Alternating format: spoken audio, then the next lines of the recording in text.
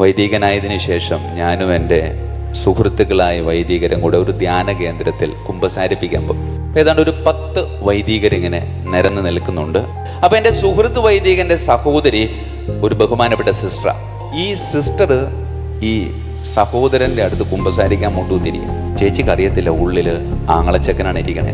കുറച്ച് കഴിഞ്ഞപ്പോൾ ഈ കുഞ്ഞു തുളയിലൂടെ അപ്പുറത്തേക്ക് നോക്കിയപ്പോൾ കാര്യം പിടികിട്ടി, കുഴപ്പമായി. അപ്പോ ഈ സഹോദരനായ വൈദികൻ നേരെ പുറത്തേക്ക് ഇറങ്ങി ഒരു ഗ്ലാസ് വെള്ളം കുടിച്ചു. എന്തൊക്കെയോ എൻ്റെ അടുത്ത് പറയുന്നുണ്ട്, പക്ഷേ ആ പറയുന്നതൊക്കെ എനിക്കിങ്ങനെ കൃത്യമായിട്ട് മനസ്സിലാകുന്നത് പോലെ തോന്നുക.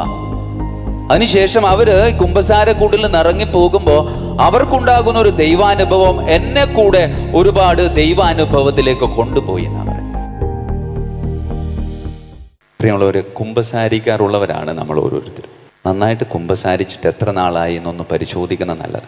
കുമ്പസാരക്കൂട്ടിലെ ക്രിസ്തുവിനെ പ്രണയിക്കാതെ ദിവ്യകാരുണ്യത്തിലെ ഈശോയെ ഒന്ന് നോക്കാൻ പോലും പറ്റത്തില്ലെന്നാണ് പറയുന്നത്. വൈദികനായതിനു ശേഷം ഞാനും എൻ്റെ സുഹൃത്തുക്കളായ വൈദികരും കൂടെ ഒരു ധ്യാന കേന്ദ്രത്തിൽ കുമ്പസാരിപ്പിക്കാൻ പോകും. ആദ്യമായിട്ട് കുമ്പസാരിക്കാനുള്ളൊരവസരം കിട്ടിയത് അതിൻ്റെ ഒരു സന്തോഷമുണ്ട്. ഏതാണ്ട് ഇതിനേക്കാൾ വലിയ ഒരു ദൈവാലയത്തിൻ്റെ ഉള്ളിൽ കുമ്പസാരം നടന്നുകൊണ്ടിരിക്കുകയാണ്. ധ്യാന കേന്ദ്രത്തിലെ വലിയ ഹോളിൽ ധ്യാനം നടന്നുകൊണ്ടിരിക്കും. ഏതാണ്ട് ഒരു 10 വൈദികരിങ്ങനെ നിരന്ന് നിൽക്കുന്നുണ്ട്. രണ്ടുപേര് മുഖാഭിമുഖം നിൽക്കുകയാണ്. വശങ്ങളിലിങ്ങനെ ആളുകൾ കുമ്പസാരിക്കാനായിട്ട് വന്നുകൊണ്ടിരിക്കുന്നുണ്ട്. അപ്പോൾ എൻ്റെ സുഹൃത്തായ കൊച്ചിക്കാരനായ വേറൊരു വൈദികൻ എൻ്റെ തൊട്ട് മുമ്പിലുണ്ട്. ഞങ്ങളുടെ തൊട്ട് മുമ്പിൽ ഒരു സ്റ്റൂൾ വെച്ചിട്ടുണ്ട്. ആ സ്റ്റൂളിൽ ഒരു പാത്രം, ആ പാത്രത്തിൽ വെള്ളം, ഒരു ഗ്ലാസ് ഇടയ്ക്കിടയ്ക്ക് കുടിക്കാനുള്ളതാണ്. കാരണം കുറച്ചധികം നേരം കുമ്പസാരിക്കാനുള്ള സാധ്യതയും.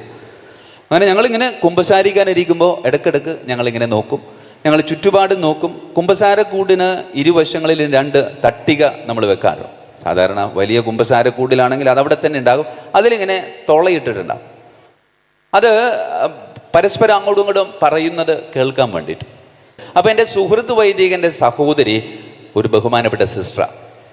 കുറച്ചു നേരം കഴിഞ്ഞപ്പോൾ ഈ സിസ്റ്റർ ഈ സഹോദരൻ്റെ അടുത്ത് കുമ്പസാരിക്കാൻ മുട്ടൂത്തിരിക്കും. ഞാൻ പറഞ്ഞു, എൻ്റെ പൊന്നു കർത്താവേ, ചതിച്ചല്ല. ചേച്ചിക്ക് അറിയത്തില്ല ഉള്ളിൽ ആങ്ങളച്ചക്കനാണ് ഇരിക്കണേ. അങ്ങനെ ഈ ചേച്ചി അനുജൻ്റെ അടുത്ത് കുമ്പസാരിക്കാനായിട്ട് ചെന്ന് പെട്ടേക്കാം. അപ്പം ഞാൻ ഇവനെ നോക്കുന്നുണ്ട്. ഇവനെ ആംഗ്യഭാഷയിൽ ഈ ആശയം കൈമാറാനായിട്ട് പരിശ്രമിക്കുന്നുണ്ട്. കുറച്ച് നേരത്തേക്ക് അവന് പിടുത്തം കിട്ടിയില്ല. കുറച്ച് കഴിഞ്ഞപ്പോൾ ഈ കുഞ്ഞു തുളയിലൂടെ അപ്പുറത്തേക്ക് നോക്കിയപ്പോൾ കാര്യം പിടികിട്ടി. എൻ്റെ സ്വന്തം ചേച്ചി ഇതൊന്നും അറിയാതെ അപ്പുറത്ത് കുമ്പസാരിക്കാൻ നിൽക്കുന്നുണ്ട്. കുഴപ്പമായി. ഞാനിങ്ങനെ നോക്കിക്കൊണ്ടിരിക്കുന്നു. 5 പേർക്ക് അപ്പുറമാണ്. 5 4 4 3 ദൈവം ഇപ്പം തന്നെ എത്തും. അപ്പോൾ ഈ സഹോദരനായ വൈദികൻ നേരെ പുറത്തേക്ക് ഇറങ്ങി ഒരു ഗ്ലാസ് വെള്ളം കുടിച്ചു. ഒരു ദാഹവും ഇല്ല. പക്ഷെ എന്നാലും വെള്ളം കുടിച്ചത് വേറെ ഒന്നുമല്ല.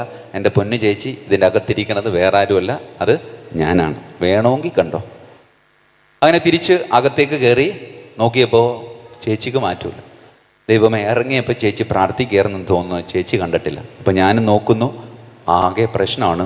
അടുത്തത് 2 ആൾ കഴിഞ്ഞാൽ പിന്നെ ചേച്ചിയാണ്. അങ്ങനെ അടുത്തത് ചേച്ചിയാണ് എന്ന് തിരിച്ചറിഞ്ഞ് ഇവൻ നേരെ പുറത്തേക്ക് ഇറങ്ങിയിട്ട് പറഞ്ഞു, ഞാനിപ്പോൾ വരാട്ടാ, ഒന്ന് മുകളിൽ പോയിട്ട് വരാമെന്ന് പറഞ്ഞു. ഇവൻ നേരെ മുകളിലേക്ക് പോയി. നമുക്കറിയാലോ, ഒരു കുമ്പസാരക്കൂട്ടിൽ നിന്ന് ആളിറങ്ങി പോകുമ്പോൾ പിന്നെ ചുറ്റുപാടും നിൽക്കുന്നവർക്ക് അവിടെ ഇവിടെയൊക്കെ ആയിട്ട് പറന്നു പോകണം. അവരിങ്ങനെ പല സ്ഥലങ്ങളിലായിട്ട് പോയി. ഈ സഹോദര വൈദികൻ, നമ്മുടെ സുഹൃത്ത്, കുറച്ച് കഴിഞ്ഞപ്പോൾ താഴേക്ക് ഇറങ്ങി നോക്കിയപ്പോൾ ആരുമില്ല. ചേച്ചി മാത്രം അവിടെ മുട്ടുകുത്തി നിൽക്കുക. അപ്പോൾ അച്ഛനെ പിടികിട്ടി, ഇവൾ എന്നെ കൊണ്ടേ പോകത്തുള്ളൂ. കയറിയിരുന്നു, കുമ്പസാരിച്ചു. അതിനുശേഷം കുർബാനയൊക്കെ കഴിഞ്ഞ് കുറച്ച് നേരം പുറത്ത് വർത്താനം പറഞ്ഞിരിക്കുമ്പോൾ ഞങ്ങൾ 2 പേരെയും ഈ ചേച്ചി വിളിച്ചുകൊണ്ടുപോയി ഇത്തിരി മാറ്റിയിരുത്തി. എന്നിട്ട് ഞങ്ങളോട് 2 പേരോടുമായിട്ട് പറഞ്ഞു, എടാ, നിൻ്റെ അടുത്ത് വർത്താനം പറയാൻ വേണ്ടിയിട്ടല്ല ഞാൻ ഈ കുമ്പസാരക്കൂട്ടിൽ വന്നത്. നിൻ്റെ അടുത്ത് വർത്താനം പറയാനാണെങ്കിൽ എനിക്ക് നിൻ്റെ വീട്ടിൽ വന്നാൽ മതി, നീ അവിടെ ഉണ്ടാവും. പക്ഷെ ഞാൻ കാണാൻ വന്നത് നിന്നെയല്ല, നിന്നിലൂടെ എൻ്റെയും നിൻ്റെയും കർത്താവിനെ. ആ ബോധ്യം നിനക്കില്ലെങ്കിൽ നീ അതിനകത്തിരിക്കേണ്ട കാര്യമില്ല എന്ന് കൂടെ നിന്ന് എന്നോട് പറഞ്ഞു. നിന്നോടും കൂടിയാണത് പറയണത്. പ്രിയമുള്ളവരെ, കുമ്പസാരത്തിൻ്റെ ആ വലിയൊരു സത്യം ഈ സഹോദരി, ഈ ബഹുമാനപ്പെട്ട സിസ്റ്റർ അന്ന് ഞങ്ങൾക്ക് പറഞ്ഞു തരുകയായിരുന്നു. കുമ്പസാരക്കൂട്ടിലേക്ക് ഞാൻ കയറിയിരിക്കുമ്പോൾ ഞാനല്ല ക്രിസ്തുവാണ് അവിടെ കയറിയിരിക്കുന്നതെന്ന ബോധ്യം നിനക്കുണ്ട് എങ്കിൽ നിന്റെ അടുക്കലേക്ക് കുമ്പസാരിക്കാൻ വരുന്ന ഓരോരുത്തരും വെറുതെ കുമ്പസാരക്കൂട്ടിൽ നിന്ന് ഇറങ്ങിപ്പോകില്ല, മറിച്ച് ദിവ്യകാരുണ്യത്തിലേക്ക് ഇങ്ങനെ പറന്നെടുക്കാനുള്ള തീക്ഷ്ണമായ ആഗ്രഹത്തോടുകൂടെ മാത്രമേ കുമ്പസാരക്കൂട്ടിൽ നിന്ന് ഇറങ്ങിപ്പോകത്തുള്ളൂ. പ്രിയമുള്ളവരെ, കൂട്ടിനകത്തിരിക്കുന്ന ഞങ്ങളുടെ ചിന്താഗതി മാറിയാലും കൂട്ടിന് പുറത്തുള്ള നിങ്ങളുടെ ചിന്താഗതിയും മാറണം. കുമ്പസാരത്തെ സ്നേഹിക്കാതെ ചിലപ്പോൾ ആണ്ടിലൊരിക്കൽ എങ്കിലും, അല്ലേ, ആ വാക്ക് ശ്രദ്ധിക്കണം, ആണ്ടിലൊരിക്കൽ എങ്കിലും എന്ന് പറഞ്ഞാൽ ആണ്ടിലൊരിക്കൽ മാത്രമെന്നല്ല അർത്ഥം.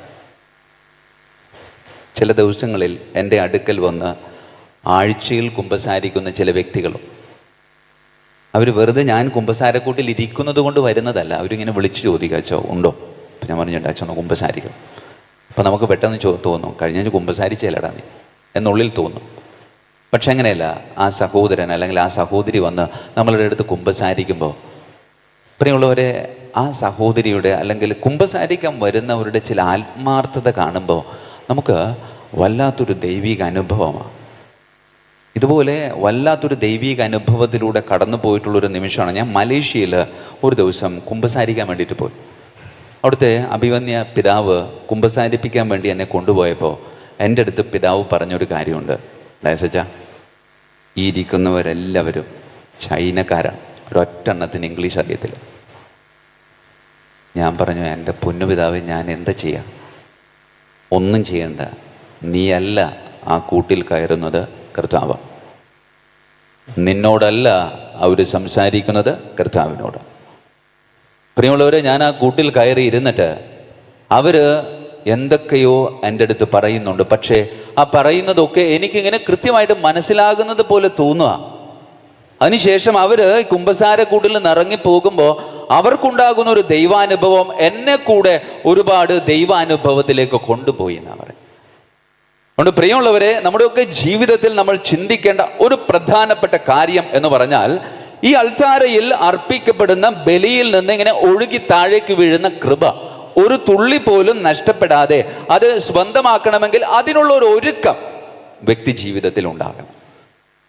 നമുക്ക് അതിനുള്ള നേരമില്ലെന്നാണ് പറയും, അല്ലേ? നമ്മൾ പലപ്പോഴും ഇങ്ങനെ പ്രാർത്ഥിക്കാൻ വന്നിട്ട് പ്രാർത്ഥിച്ച് പെട്ടെന്ന് ഇറങ്ങിപ്പോകും. അവിടെ നിന്ന് എന്തെങ്കിലും പറയാനുണ്ടോ എന്ന് ചോദിച്ചാൽ അത് വലിയ പിടിയില്ല. ചില വിശുദ്ധരുടെ അടുക്കലൊക്കെ ആൾക്കാർക്ക് ഭയങ്കര തിരക്കാണ്, അല്ലേ? ചില വിശുദ്ധരെന്ന് ആരും മൈൻഡ് ചെയ്യും. പ്രിയമുള്ളവരെ, മലയാളം അറിയാവുന്ന കുറേ വിശുദ്ധരുണ്ട്, അല്ലേ? അറിയുമോ നിങ്ങൾക്ക് അവരെയൊക്കെ? മലയാളം അറിയാവുന്ന ആരൊക്കെയാണ് മലയാളം അറിയാവുന്ന വിശുദ്ധർ? നമ്മുടെ തൊട്ടടുത്തുള്ള മലയാളം അറിയാവുന്ന വിശുദ്ധരുണ്ട്. യുപ്രാസ്യാമ തൊട്ടടുത്ത, മറിയം തെരേസ്യ അതിനപ്പുറത്താ. പക്ഷെ അവരുടെ അടുത്തൊക്കെ നമ്മൾ പോയി പ്രാർത്ഥിക്കാറുണ്ട്. നമ്മൾക്ക് ഇറ്റാലിയൻ അറിയാവുന്ന, സ്പാനിഷ് അറിയാവുന്നവരെയൊക്കെ നമുക്ക് താല്പര്യം. പോർച്ചുഗീസ് അറിയാവുന്ന വിശുദ്ധനോടാണ് നമുക്ക് കൂടുതൽ താല്പര്യം. ആരാണത്?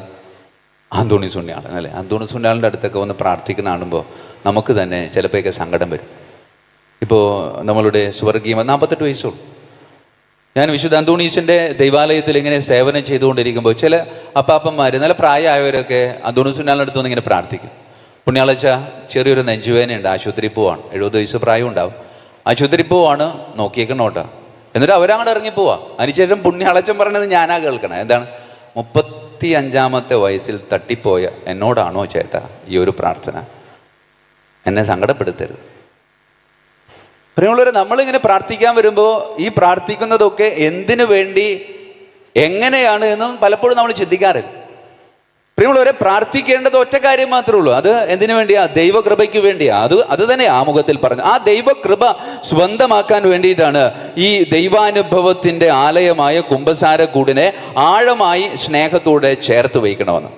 കുമ്പസാരക്കൂടിൻ്റെ രക്തസാക്ഷിയായ ഈ വിശുദ്ധന്റെ ആലയത്തിലേക്ക് വരുമ്പോൾ കുമ്പസാരക്കൂട്ടിലൂടെ ദൈവാലയത്തിലേക്ക് പ്രവേശിക്കാൻ നമുക്ക് പറ്റും.